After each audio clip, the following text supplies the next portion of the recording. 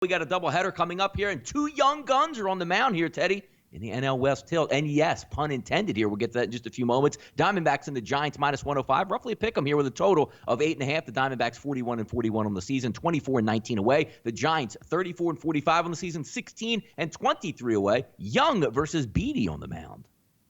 Yeah, I mean, the season series has been all about the road team so far this season. The D-backs swept the 3-game series in San Fran. San Fran took 2 out of 3 in Arizona last week. The road team 7-2 in the 9 meetings between these two squads this year.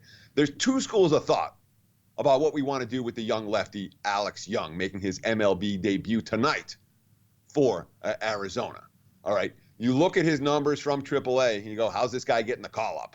6.09 ERA in 20 games, only 8 of them starts for Reno. And then you read the quote from Torey Lovello, Arizona's manager. Quote, I remember a couple of his outings that he did in spring training. I was impressed with the short looks that we got, and that's what spring training's all about. Make a positive impression on the staff. You're not going to make the team. You're there just for a quick shot. Those aren't bet on, that's not a bet on quote, and those aren't bet on AAA numbers.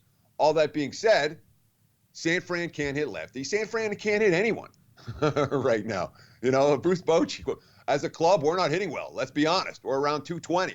Buster Posey's in a nasty slump, and here's a young lefty making his first trip. He's making his debut, but San Fran hasn't seen him before.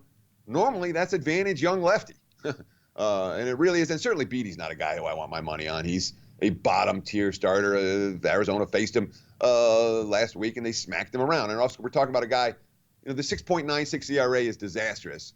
The 5.18 xFIP, you say, oh, well, he's not quite that bad. Yeah, he is.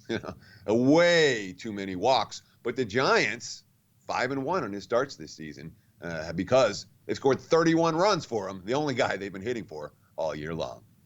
Yeah, exactly. Look at that San Francisco Giants lineup today. A lot of red lights there, and also playing in a ballpark not really conducive to a lot of power, but we'll see what happens here. We'll keep it in the state of California here, and we'll flip it over to another team here. Late night AL West combination tonight. Athletics and the Angels minus 158. Total of 9.5. It's going to be at 10:07 tonight. Angel Stadium of Anaheim, live from where else? Anaheim, California. The A's are 43-38 on the season. The Angels 41-40. Anderson versus the young kid Canning on the mound today.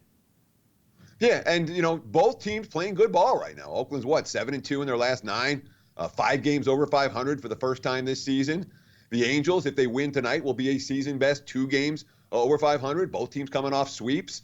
The A's beating the Cards 2 games. The Angels beating the Reds in a couple of games. So it's 2 teams that have been on the cusp of making some noise. It's a big series. It really is. Now, Canning making his 3rd start against the A's in less than a month. He hasn't faced any other team more than once. His first start was really good. The second start, 4 runs, 7 hits, wasn't as good.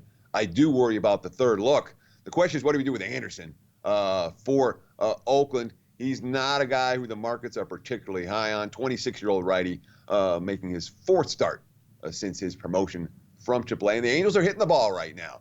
We've seen a fair bit of over money at a handful of books in this ball game. And frankly, if I had to make a wager on the total for this game, I don't know that I trust either one of these starters or bullpens to get the job done. Worth noting, Oakland's closer, Treinen, on the DL right now.